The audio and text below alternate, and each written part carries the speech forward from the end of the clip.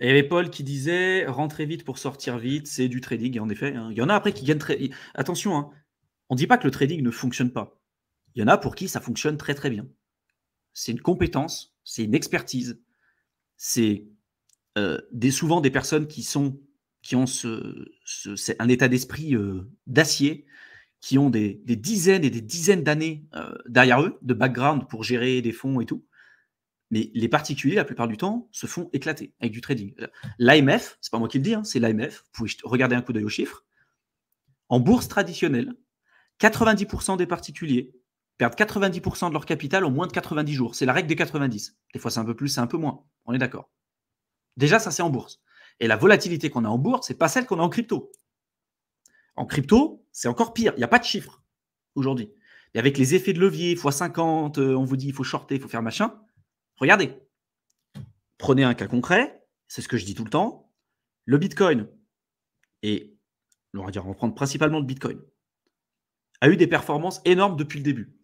Si historiquement parlant, vous aviez fait un DCA, combien même vous auriez acheté le top sur un cycle, vous auriez commencé un DCA sans vous poser de questions sur une période de 4 ans, peu importe ce qui se passe, historiquement parlant, vous seriez forcément dans le positif. Aujourd'hui, je vous pose la question, combien de personnes en crypto qui investissent sortent gagnants et sortent positifs de l'investissement crypto? Très peu de gens. Pourquoi? Parce qu'ils ont une approche court-termiste, parce qu'ils se disent « Oh là là, il y a un nouveau projet qui sort, est-ce que c'est maintenant qu'il faut acheter? Ah, punaise, j'ai loupé le train, il faut que j'achète un truc. » Du coup, ils se retrouvent à acheter le top, revendre le bottom parce qu'ils ne maîtrisent pas les risques, et voilà. Donc après, j'ai envie de dire c'est triste, mais en même temps, on a besoin aussi de ces personnes-là pour vendre, nous. Hein. C'est ce qu'on disait au début, hein, player versus player, hein, c'est ça. Hein. Mais de quel côté vous voulez vous situer? Et si on pose la question, tout le monde va dire « J'ai pas envie d'être du côté de l'exit liquidity. » On est d'accord. Mais est-ce que votre comportement reflète cet objectif? Et je sais que ça fait mal. Hein. Il y en a dans les commentaires, ils me disent ouais, t'as un franc-parler et tout. Mais oui.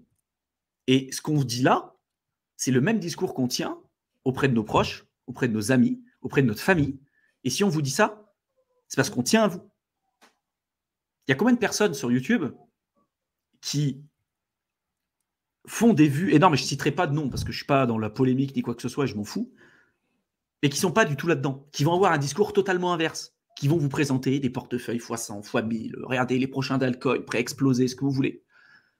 En plus de ça, ils ne vous expliquent même pas que la plupart du temps, ils sont rémunérés pour vous parler de ce genre de projet, qui sont rémunérés soit en cash, soit en circulating supply, soit avec les deux. Que quand bien même vous tomberiez sur un projet ou quelqu'un qui ferait le travail correctement, qui ne vous présente pas un scab, quand bien même vous tomberiez sur un projet qui aurait des performances intéressantes, il y a très peu de probabilité que vous soyez capable de maintenir ce portefeuille-là sur le long terme et de sortir avec des performances aussi intéressantes parce que vous ne maîtrisez pas votre risque, parce que vous avez investi n'importe comment, parce que vous ne savez pas comment prendre des bénéfices, parce que si le projet monte, il peut encore augmenter plus haut. Parce que, voilà, ou alors, même si vous êtes sorti à temps, le projet, vous dites c'est bon, il est sorti, là, il a atteint le top, c'est sûr. Et puis au final, il continue d'augmenter. Et les plus-values que vous avez récupérées, vous allez re-rentrer de nouveau dans le projet parce que vous dites ah, c'est bon, c'est génial. Donc au lieu d'avoir un prix d'achat moyen qui était 10 fois plus faible, là, vous avez un prix d'achat moyen qui est 10 fois plus élevé. Et après, le truc, ça fait le blow off top, vous achetez la bougie, ça redescend. Vous dites ça va corriger, vous allez vous taper le dead cat bounce, donc le rebond du chat mort quand on va avoir la phase après le blow off top, après la phase d'euphorie. Vous dites c'est bon, ça remonte, ça remonte, ça remonte. En général, pas du tout. Il y a une petite remontée de 40-50%. Et puis après, ça part aux abîmes pendant 3-4 ans. Donc vraiment, ce qu'on vous dit là, c'est super important. Et vous avez compris qu'il y a autant de chemins pour investir qu'il existe d'individus sur cette planète ou qu'il existe d'individus sur ce live. Et c'est pour ça que tout ce qu'on vous présente depuis 2018 avec Mickaël et récemment aussi avec Théo, que vous allez voir de plus en plus sur la chaîne, c'est parce que c'est des choses qu'on a testées, qu'on a expérimentées. On n'a pas la prétention de dire forcément c'est comme ça que vous allez faire, c'est comme ça que ça va se passer, on n'en sait rien. Et je vais vous poser une question toute simple. Vous voulez gagner de l'argent ou vous voulez avoir raison? En général, ça ne va pas ensemble. Hein. Vous avez d'un côté ceux qui veulent avoir raison et qui se disent non, le projet fondamentalement il tient la route alors que le projet il pue la merde et qu'il ne remontera jamais et que les fondateurs se sont barrés avec la caisse ou ce que vous voulez, mais vu qu'ils ont une incentive et qu'ils ont trop investi d'argent dessus, ils sont investis émotionnellement, ils vont vous dire non, mais ça va remonter, ça va remonter. Ou est-ce que vous allez accepter de vous dire punaise, ok, j'accepte mes pertes là et je pars sur autre chose pour créer quelque chose de meilleur? En général, dans l'investissement, c'est ça. Et avec le recul, vous vous rendez compte qu'il n'y a aucune vérité absolue. Que vous n'êtes pas capable de prédire ce qui peut se passer. La seule chose que vous pouvez entre guillemets, maîtriser, c'est votre formation, c'est votre apprentissage, c'est votre gestion de risque et l'expérience que vous allez avoir dans le marché. Et là, on peut faire la différence si on veut aller encore un peu plus loin, pendant qu'on y est sur ce type de réflexion, de connaissances. Moi, il y a quelque chose, je ne sais plus dans quel bouquin je l'ai vu, mais qui m'a beaucoup marqué, c'est la différence entre information permanente et information périssable.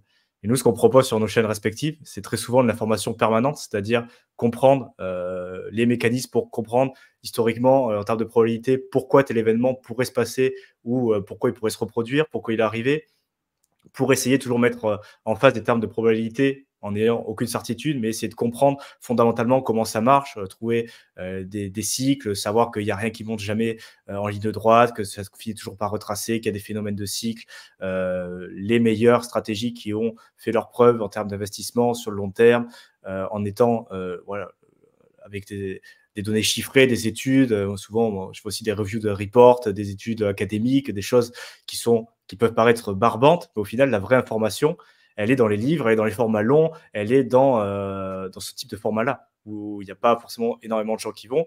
Et cette information permanente, elle est à mettre en face à l'information périssable, où on te dit, bah, cet alcool, il vient de faire un x20, achète-le maintenant, ou alors, voilà, il va se passer ça maintenant sur tel projet, c'est maintenant ou jamais. Pensez en rétrospective, qu'est-ce que vous en foutez, par exemple, si Amazon, ils ont fait des gains sur le troisième trimestre 2007, on s'en fout, ou que le projet, je sais pas, un projet de 2017, que ce soit IOTA ou je sais pas, tous les projets d'Internet of Things, en 2017, ils ont pris un x200. Mais non, c'est une information, mais c'est non, aucune relevance. Par contre, s'intéresser au cycle, s'intéresser à l'investissement, avoir ces discussions, avoir ces raisonnements et avoir ce discours, on ne sait pas trop, il faut essayer de faire au mieux avec les connaissances qu'on a. On parle toujours en termes de pourcentage, essayer de se renseigner le plus possible sur les mécanismes du marché pour pouvoir être plus serein et pas courir après les infos. C'est vraiment cette différence entre l'information périssable et l'information permanente. Et nous, ce qu'on essaie de se renseigner au plus, c'est l'information permanente, essayer de la partager. Alors bien sûr, c'est pas ce qui fait vendre le plus, c'est pas ce que les gens ont envie de voir, parce que maintenant c'est les formats courts, hein, on voit très bien. Tu regardes en tant que créateur de contenu, tu regardes ce qu'il faudrait, ce que les gens attendent, ce que les gens regardent le plus. Le top 10 des cryptos en short en 30 secondes. Ouais, quand tu fais le SEO, quand tu mets le format, les titres, les miniatures, tout ce qui marche le plus, tu vois clairement que ça tend, parce que c'est la plupart des gens, et c'est pour ça qu'aussi on parle d'être contrariant, la plupart des gens, malheureusement, c'est plutôt des formats courts, des fois où on va avoir FOMO des altcoins, pourquoi pas. Mais nous, on a une approche un peu plus fondamentale, qui est certes un peu plus barbante. Je pense que pour la plupart des gens, moi j'ai eu des retours sur ma chaîne en disant putain c'est long, c'est un peu tu montes des formats, tu montes des graphiques, on discute de résultats académiques, de statistiques, de machin, on s'en fout. Dis-nous le projet qu'on doit acheter maintenant pour devenir millionnaire, c'est ça qu'on veut. Voilà, c'est ça. Et tu dis ouais mais non, mais ça marche pas comme ça en fait. Donc bon, je pense qu'on continuera de proposer ce type de format, mais je pense si vous êtes encore là dans un format où ça fait maintenant 2 heures qu'on est en live, il y a quand même cette volonté de se former, et c'est franchement dans des formats comme ça, et même en bear market, des lives où il y a 30 personnes qui regardent, mais c'est là où tu as vraiment une nouvelle notion, un nouveau truc qui te fait exciter et qui va faire évoluer la manière d'approcher l'investissement. Mais c'est comme ça, c'est pas en regardant des shorts sur TikTok du mec avec sa tête incrustée avec les bougies vertes derrière en disant ouais vas-y achète avec des petites fusées, des petits machins partout. C'est pas de l'information, c'est pas sur le long terme, ça va rien faire. Et puis surtout, ce type d'information permanente, il va y avoir des effets accumulés, des effets composés, parce que si vous vous intéressez régulièrement, vous continuez d'apprendre, au final, il y a aussi les effets composés sur les informations. Et donc, des possibilités que vous n'aviez pas auparavant parce que vous n'étiez pas suffisamment formé, mais peut-être que vous allez pouvoir les saisir dans le futur, parce que non seulement vous allez avoir votre capital qui va avoir les intérêts composés, mais aussi vos informations personnelles, et vous allez peut-être mettre en lien des secteurs d'activité. Il y a l'IA, les cryptos, il y a peut-être des choses à faire comme ça, mais ça peut être dans d'autres secteurs d'activité, dans d'autres classes d'investissement. Et plus on est en temps sur le marché, et plus on continue d'apprendre, plus on va avoir ces possibilités d'avoir accès à des opportunités qui ne sont pas forcément ni même visibles pour la plupart des gens. Donc c'est aussi ce qu'on recherche, toujours se former, même nous, pour continuer d'apprendre et de pouvoir profiter. À chaque fois, les investisseurs, même les créateurs d'entreprises, ils changent de business à chaque fois qu'ils trouvent quelque chose de plus rentable parce qu'ils ont acquis des compétences. Et si on regarde souvent, les mecs, ils se dirigent vers un business qui est encore plus scalable, encore plus rentable et avec moins de problèmes. Et à chaque fois, c'est toujours, voilà, on commence par un petit business, après on va passer à quelque chose d'au-dessus, après on va passer à quelque chose qui est encore plus rentable, moins d'emmerdes et beaucoup plus scalable. Et à chaque fois qu'on en apprend plus, tu vois, on part sur quelque chose, des meilleures opportunités, avec une meilleure gestion du risque, qui soit moins pénible. Et plus on avance aussi dans le capitaux, plus on arrive sur des opportunités où il y a le moins de monde possible parce que voilà, la barrière d'entrée, c'est le capital. Et arrivé à certains points, voilà, tu n'es plus beaucoup à te partager les opportunités parce qu'il y a une barrière d'entrée qui est importante. Ouais. Peut-être que je me suis un peu éparpillé, mais il y a vraiment Non, mais c'est clair. Non, mais c'est clair. À côté, tu vois, qu'il y a à avoir aussi. Et je pense qu'aussi, les compétences que vous allez acquérir là, je dirais, il y a l'expérience, il y a les compétences que vous allez acquérir en investissant en crypto au fur et à mesure. L'idée, c'est qu'après, ces compétences-là, ça devienne des compétences transversales. Cette gestion de risque, ce management de portefeuille, les analyses de projet, tout ce que vous allez faire après, c'est des trucs que vous n'oublierez jamais. Si la seule chose que vous connaissez, c'est de suivre le pauvre mec sur TikTok qui va vous dire « Regardez, le graphique, là, c'est en train d'augmenter, il faut acheter », c'est quoi la compétence transversale que vous avez développée? Rien du tout. Vous n'avez rien développé comme compétence transversale. Et quand bien même vous aurez gagné de l'argent, c'est 100% de la chance. Et si vous remettez votre